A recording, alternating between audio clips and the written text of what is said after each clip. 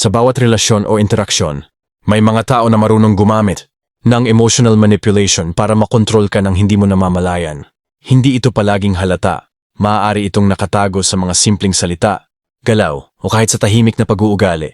Ang manipulator ay gumagamit ng emosyon mo para sa sariling kapakinabangan, at kadalasan, ikaw ay naiipit sa guilt, takot, o pag-aalala.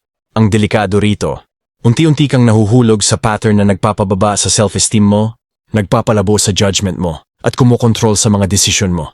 Sa video na ito, tatalakayin natin ang mga common emotional manipulation tactics, paano sila gumagana, at paano mo matutunan makilala at protektahan ang sarili mo. Number 1. Guilt tripping. Kapag ginagamit ang konsensya mo laban sa'yo, isa sa pinakakaraniwang emotional manipulation tactics ay ang guilt tripping.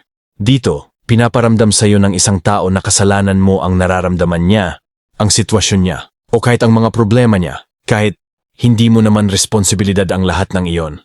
Maaring marinig mo ang mga linyang tulad ng kung talagang mahal mo ako, gagawin mo yan, o kung hindi dahil sa'yo, okay sana ako. Unti-unti, nagsisimula kang mag-adjust, magbigay, ang magsakripisyo hindi dahil gusto mo, kundi dahil ayaw mong makonsensya. Ang delikado rito, habang sinusubukan mong maging mabuting tao, unti-unti namang nawawala ang boundaries mo.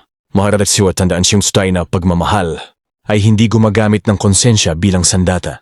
Kapag lagi kang pinaparamdam na may utang ka, hindi iyon pag-ibig o respeto, iyon ay control na nakabalot sa emosyon. Number 2. Gaslighting. Kapag pinagdududahan mo na ang sarili mong isip, ang gaslighting ay isang tahimik pero napakalakas na uri ng emotional manipulation.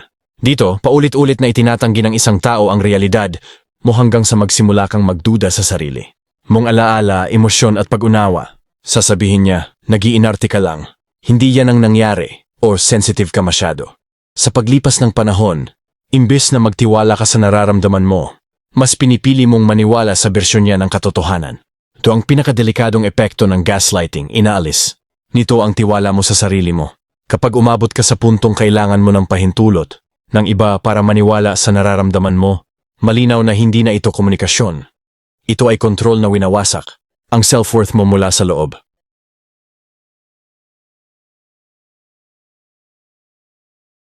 Number 3. Silent treatment. Kapag ginamit ang katahimikan bilang parusa, ang silent treatment ay hindi simpleng paghingi ng space. Ito ay isang uri ng emotional manipulation.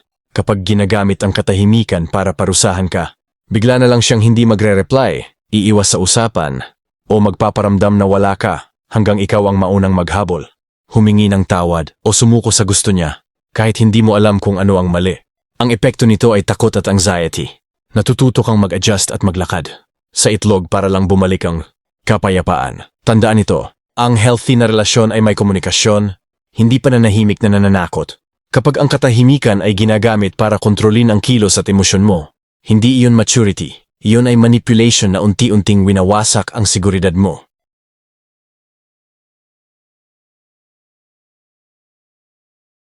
Number 4. Playing the victim. Kapag siya palagi ang kawawa, ikaw palagi ang mali.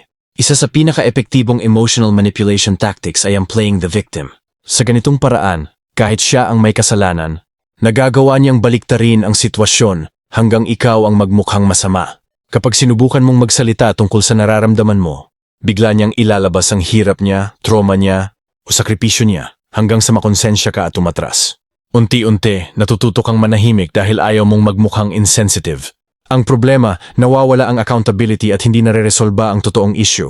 Tandaan, ang pagiging nasaktan ay hindi lisensya para manakit o umiwas sa responsibilidad. Kapag palagi kang napapatahimik dahil kawawa siya, malinaw na emosyon mo ang binabayaran para manatili ang kontrol niya.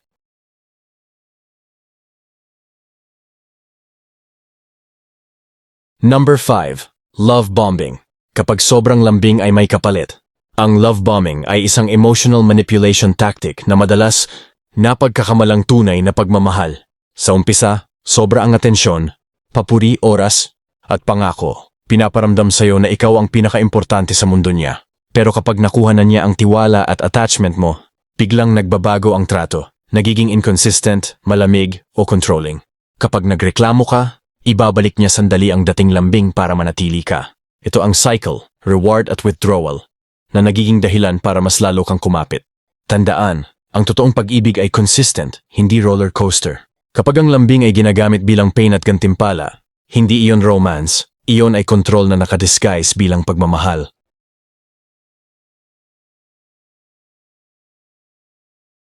Number 6. Conditional affection. Kapag minamahal ka lang kapag sumusunod ka.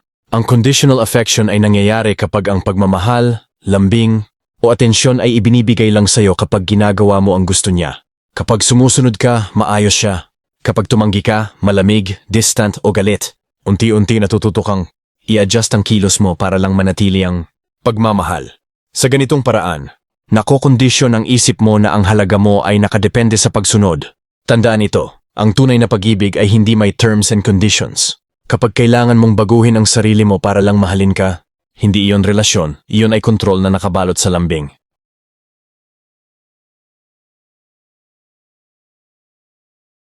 Number 7. Threatening abandonment. Kapag ginagamit ang pag-iwan bilang panakot. Ang threatening abandonment ay isang taktika kung saan ginagamit ang posibilidad ng pag-iwan para kontrolin ang desisyon at emosyon mo. Mga linyang tulad ng kung ayaw mo, hahanap ako ng iba. O kung ganyan ka, iiwan na lang kita ay hindi simpleng emosyon. Ito ay pananakot. Sa paglipas ng panahon, natututo kang sumunod, umatras, at isakripisyo ang sarili mong pangangailangan para lang hindi ka iwan. Ang resulta, nabubuhay ka sa takot imbes na sa tiwala. Tandaan, ang pag-ibig na totoo ay nagbibigay ng seguridad, hindi takot. Kapag ang pananatili ng isang tao ay ginagamit bilang sandata, hindi iyon commitment. Iyon ay kontrol na umaasa sa insecurity mo.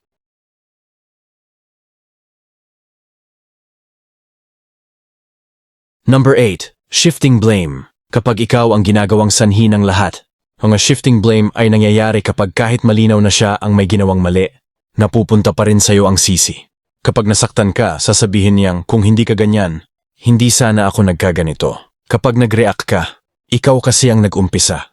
Unti-unti, tinuturuan kang magduda sa sarili mo at akuin ang responsibilidad ng mga problemang hindi mo ginawa. Do ang layunin ng tactic na ito, mawala ang accountability sa kanya at mapunta sa'yo ang bigat. Tandaan mo ito. Ang healthy na relasyon ay marunong umamin ng pagkakamali. Kapag palagi kang may kasalanan kahit hindi ikaw ang may gawa, hindi na ito pag-uusap, ito ay manipulasyon na binabaluktot ang katotohanan.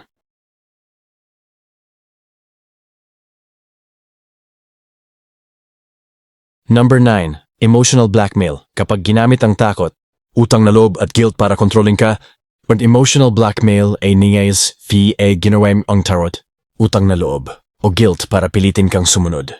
Mga linyang tulad ng pag iniwan mo ako, masisira ako. Lahat ng ginawa ko para sa'yo, ganito ang isusukli mo.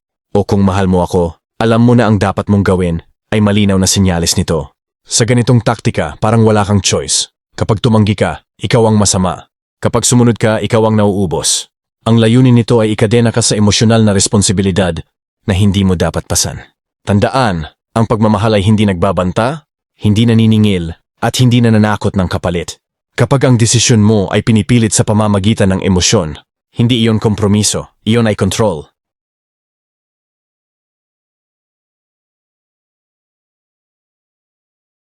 Number 10. Intermittent. Reinforcement. Kapag hindi, consistent ang pagtrato para mas kumapit ka. Ang intermittent reinforcement ay isang napaka-epektibong emotional manipulation tactic. Gingsan hindi consistent ang pagmamahal, lambing o attention. Minsan sobrang bait at sweet niya, tapos biglang malamig, distant o wala. Dahil hindi mo alam kung kailan babalik ang good version niya. Mas lalo kang kumakapit at nagsisikap, umaasang kapag naghintay ka pa, gaganda ulit ang lahat. Ito ang parehong prinsipyo kung bakit nakakaadik ang sugal. Hindi palagi ang panalo pero sapat para umasa. Ang delikado rito, nagiging dependent ka sa crumbs ng pagmamahal. Tandaan, ang tunay na pag-ibig ay predictable sa respeto at effort. Kapag ang kabaitan ay paminsan-minsan lang para manatili ka, hindi iyon pagmamahal, iyon ay kontrol na pinapakain ka ng pag-asa.